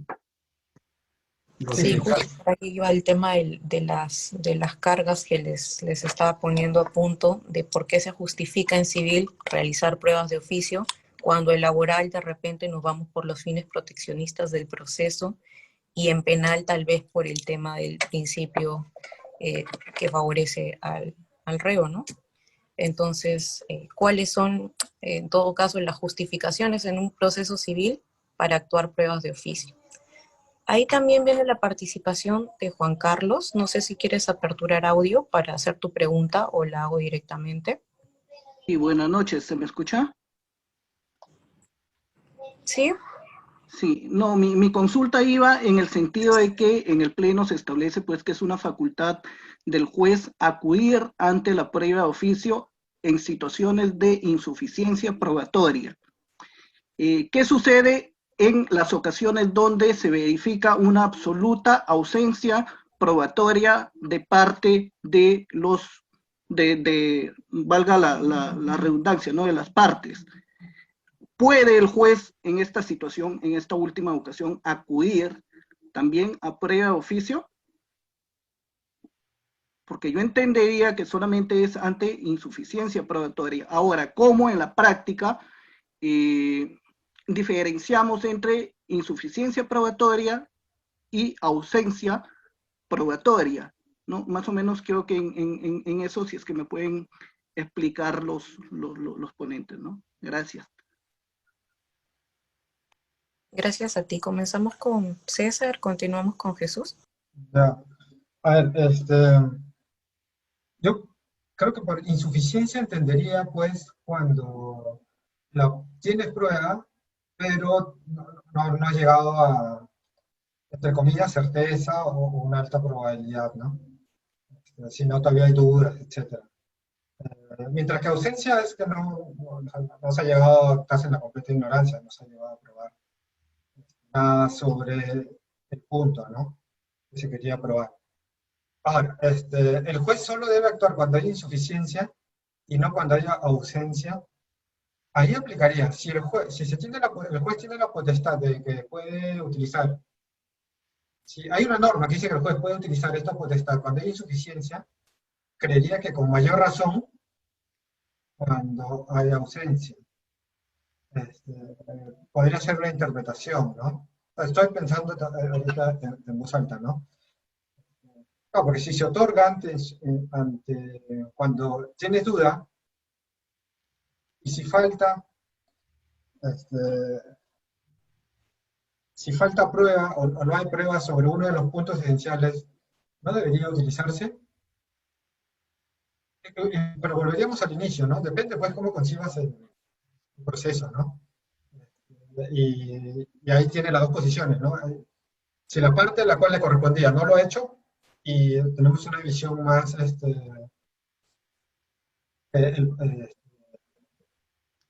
dispositiva, ¿no? Si las partes son responsables por lo que hacen, entonces, claro. Pero si además tenemos una visión de que el resultado del proceso tiene que ser justo, ¿no?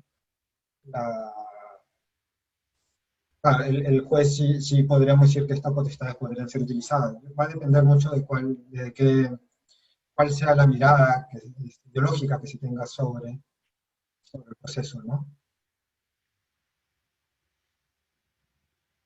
Eso sería por mi parte.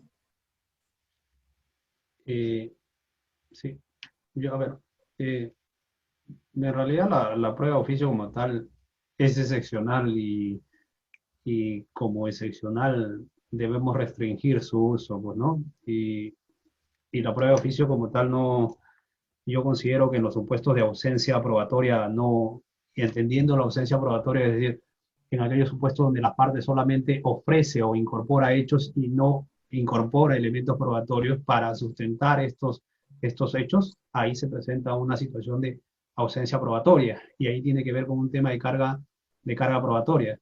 ¿Por qué? Porque simplemente no satisfizo su carga probatoria. En estos casos donde se presenta esta situación, evidentemente no, para mí, en mi opinión, no merece pues aplicar la prueba de oficio. Y además la propia norma establece el tema de insuficiencia. Si quisiéramos extender insuficiencia hacia ausencia, particularmente yo consideraría que estaríamos yendo en contra del espíritu de la norma y justo también del tema de la carga de prueba.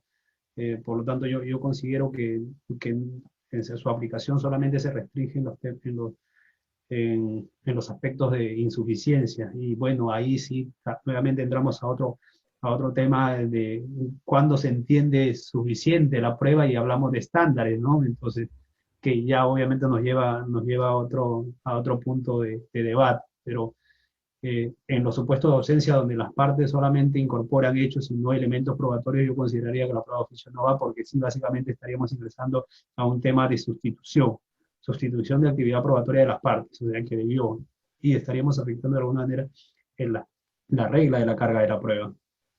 Más que todo por ahí va mi posición. Listo, gracias. Bueno, ya no veo más preguntas. Tengo una pregunta particular yo y que, bueno, justo viene del tema del debate efectuado en esta reunión y tiene que ver con el hecho que tú mencionas, ¿no? Si fuera, César, una obligación, en todo caso, si es una obligación, un deber del juez, el problema estaría en quién controla y cómo se controla. Entonces, no sé hasta qué punto pueda decirse que es una obligación si vemos que hay una ausencia ahí de regulación también en cuanto a quién controla estos poderes o estas facultades del juez, ¿no? Si ya no es facultad y es una obligación, ¿quién hace ese control y cómo se realizaría ese control?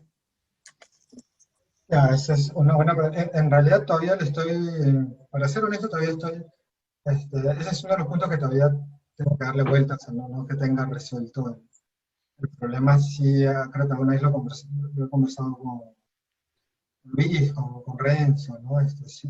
Porque si yo digo que utilizando las categorías, ¿no? Si se dice que es un deber, entonces hay alguien que me puede exigir eso. Como contrapartida hay un derecho, ¿no? Hay una pretensión, hay alguien que puede decirte, tú tienes que realizar este tipo de conducta. Ya. Quien plantea que es un deber tiene que a su vez decirte quién es el que te puede exigir, como bien lo has planteado, Rocío. Ahora, ¿quién podrían ser las propias? En ese caso tendrían que ser las propias partes, ¿no? Que si el juez, este, si las propias partes tendrían que ser, el juez supo que había, que se podía actuar una prueba, como en este caso, ¿no? Por ejemplo, en este caso, la propia, solamente que había pasado la etapa, y por eso a veces lo meten así de manera, viéndolo, el juez actúa de oficio, ¿no? No, pero si las propias partes saben, ¿por qué no lo hacen, no? Si ya saben cuál es la prueba, entonces, tendría que eliminarse la figura de la preclusión, ¿no? Con lo cual siempre podrían pedirlo. Pero asumiendo que está, entonces el juez, tendrían que decirle al juez, pues si el juez no lo actúa, o no lo quiere, pero y está obligado, entonces ahí las propias partes pueden impugnar porque no ejerció una de sus... Pero que todavía hace ruido, un planteamiento de ese tipo hace ruido, ¿no? Sí, entiendo eso. Pero también por el lado de, ya, si el juez es una facultad,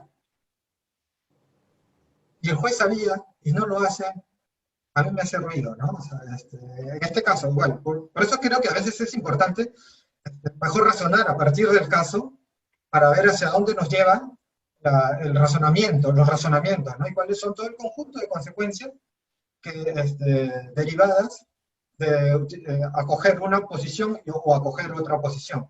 Si en este caso el juez no lo hizo, pero él sabía que con eso iba a salir de la duda. Pedía el perito, pedían todos los planos, el catastro, chequeaban toda la historia de esos terrenos y podían saber si ese terreno era el mismo o no. Y el juez dice, sí, pero yo no quería hacerlo. Ay, lástima, pues la señora debió haberse conseguido un mejor abogado. Y claro, y la señora dice, pero juez, o sea, si usted lo hubiera actuado, hubiéramos salido. O sea, sí, pero lástima, o sea, consíganse un mejor abogado la próxima vez.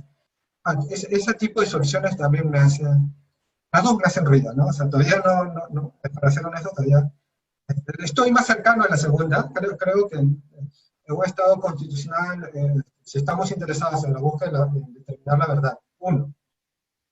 Y dos, que realmente los derechos y el proceso trate de optimizar los derechos de las personas, debemos hacer todo aquello que sea posible para lograr eso. Salvo que me den una buena razón de por qué la persona no lo pudo hacer, ¿no? El solo argumento de que era responsabilidad de la persona, y si no lo hace, ella debe hacerse cargo de eso. Creo que ese argumento no funciona bien en sociedades desiguales, en sociedades... Claro, quizás esto podría solucionarse más si lo vemos desde un punto de vista más sistémico. Abogados de oficio, realmente y quizás con una primera etapa donde demandas que son con muchas deficiencias no ingresen al sistema, ¿no? Por ejemplo, algo así tiene Indecopi. Se les ofrece a las partes decirles si sus escritos, antes de que denuncien ante la Comisión de Protección al Consumidor, si van a tener algo de éxito, ¿no? Y que todo lo que necesitan, se las asesora, ¿no? Entonces, ahí ya en cierta manera está supliendo algunas deficiencias, ¿no? Claro, pero como esto no existe en este tipo, entonces queda lo otro. Y yo creería que el juez debería tener ciertos poderes de dirección y de manejo de la resolución de los casos. Pero finalmente es ideológico, ¿no? Creo que en el fondo, detrás de todo esto, va a estar una postura de cómo veo el proceso, cuál creo que sea su papel dentro de la sociedad, todo eso, ¿no? Gracias, César. Jesús. Sí, en relación a tu pregunta, si por qué debería ser deber, o... Y también las conclusiones finales, que vamos en eso también, vamos en eso. Bueno, no, en realidad para mí no, más que todo o sea, que haya poderes probatorios ex oficio, o sea, se habla pues de, en el tema de concepción racional de la prueba, yo creería es más que todo para afianzar su legitimidad, y yo sigo creyendo que la prueba de oficio debe ser discrecional, pues, ¿no? Dentro de esta concepción, no un deber, y, y la concepción racional sirve para justificar su presencia en los códigos procesales civiles, y no tendría de alguna manera coherencia con lo que dice César, y decir que es un deber para efectos de buscar la verdad, pero debe seguir siendo excepcional, y como tal excepcional debe seguir siendo, no debe ser un deber como tal. Yo al menos sigo pensando que tiene que ser algo, una facultad, y bueno, ahí sí entramos a un tema de contradicciones, como dice, pues que si es una facultad puede implicar a su vez un deber por el tema del poder del propio juez, entre otras cosas. Ese es un análisis más profundo, ¿no? que se debe hacer. Bueno, ese es básicamente en relación a tu pregunta. Gracias. Creo que cerramos. Sí, ya cerramos. Hay una última pregunta que en realidad es reflexiva y que tiene que ver un poco con lo que César comentaba al inicio, que nos está compartiendo Juan Carlos, que es el juez, que en el 10º pleno casatorio civil se establezca que el juez fijará los puntos controvertidos con precisión exhaustiva, los cuales no deben ser una mera descripción de las pretensiones procesales postuladas. ¿Era necesario que un pleno casatorio estableciera como regla vinculante algo tan elemental? Perdón, creo que se me fue el audio, pero ¿se me entendió la pregunta? Sí. Ahora, no sé si yo empiezo o... Sí, dale. Sí, Sí, sí. ya, eso es algo elemental, pero creo que además lo hizo mal, ¿no? Porque no te da muchos, no te da muchos elementos. Dice, debes fijarlo con precisión y... ah, sí, pues, pero eso no me ayuda mucho a cómo identificar las cuestiones controvertidas, ¿no? Eso está en el segundo... Así es. Si vas a hacer eso, mejor no lo hagas, ¿no? Dice, el juez fijará los puntos controvertidos con precisión y exhaustividad. No debe ser una mera descripción de las pretensiones postuladas en el proceso. Vamos, si me vas a decir eso, eso es obvio, pues, ¿no? O sea, la cuestión es cómo lo fijas, ¿no? Creo que eso era lo interesante. Lo que el juez, creo que más interesante hubiera sido que diga, las partes, luego de plantear la posición de las partes, los jueces deben identificar dónde discrepan. Y eso, y sobre la base de qué discrepan, el juez, de ahí se obtendrán las cuestiones controvertidas, ¿no? Creo que eso es lo más interesante. Pero creo que lo más interesante que eso es decirle qué tienen que argumentar, ¿no? Aparte, o sea, para resolver la cuestión controvertida van a ser las preguntas del caso que tiene que resolver el juez, ¿no? Y lo que tiene que decirle el juez, a ver, señores, yo para resolver estas preguntas necesito que hagan todo esto, tal, ¿no? Que en cierta manera en los procesos penales está, ¿no? Y creo que eso sí hubiera ayudado, y creo que bueno, creo que, pero eso implica un juez muy activo, ¿no? Director, participativo. Y yo creo que ese es un buen juez, ¿ya? Defendería eso, yo iría a ese punto. Y creo que muchas de las cosas que estamos discutiendo se olvidarían, pues eso es lo que diría, ¿no? Pero nuevamente, puedes también tener una visión de un juez pasivo que diga, bueno, estas son las cuestiones controversias, luego ustedes vean qué información me traen y luego se enterarán de mi resultado. Creo que si eso no sería lo más adecuado. Y una última cuestión sobre esto es que los jueces pasivos, los jueces laissez-faire, o sea, los jueces dejar pasar, claro, yo diría que dejan en la incertidumbre. Bueno, yo no litigo en el Poder Judicial, no sé, que ustedes tienen mucha más experiencia. Mi aproximación siempre ha sido más teórica y a veces lo que uno lee en los libros no es lo que esperan realmente los usuarios del sistema. Pero creo, y quizás Jesús, no sé, ustedes, Rocío, Ricardo, que están ahí, que están más cercanos, pero yo creo que ustedes no preferirían un juez que les diga, oye, estas son las cuestiones, yo quiero que hagan esto, o incluso discutiendo entre todos, hay que hacer esto y sacar un acta donde se establezca todo eso desde el inicio. Mi intuición es que quizás sea mejor, pero bueno, esa es mi intuición, no sé ustedes qué pensarán al respecto. Gracias. Gracias a ti, César. Jesús, ¿algún comentario aquí? Bueno, más lo que ha dicho César es correcto, o sea, ha implementado una regla sin sustento. Me dice el problema, me da la solución, pero no me dice por qué debo hacerlo, ¿no? O no me da parámetros para hacerlo. Solamente dice que hay que precisar, pues, los puntos controvertidos, y esto se produce, sí, pues, porque existe un problema. En realidad los jueces normalmente, y yo he visto, y es común en mi práctica ver este tema, es decir, demando nulidad por falta de manifestación de voluntad. ¿Cuál es el punto controvertido? Simplemente ponen determinar si existe vicio de nulidad por falta de manifestación de voluntad. Eso es lo que hacen los jueces, ese es su punto controvertido. O sea, interpretan o fijan su punto controvertido con ocasión del petitorio, determinar tal cosa, y ni siquiera apuntan a los hechos, y qué hechos son pacíficos, qué hechos han sido probados, y qué hechos son controvertidos. Nada de eso fijan los jueces, o no es común encontrar ese tipo de prácticas a nivel judicial, ¿no? ¿Lo ha advertido así la Corte Suprema? Sí. ¿Ha dado pautas para que ocurra lo contrario? No. ¿Ha establecido una regla para que se dé eso? Sí, pero no da el ejemplo, o sea, predica sin dar el ejemplo.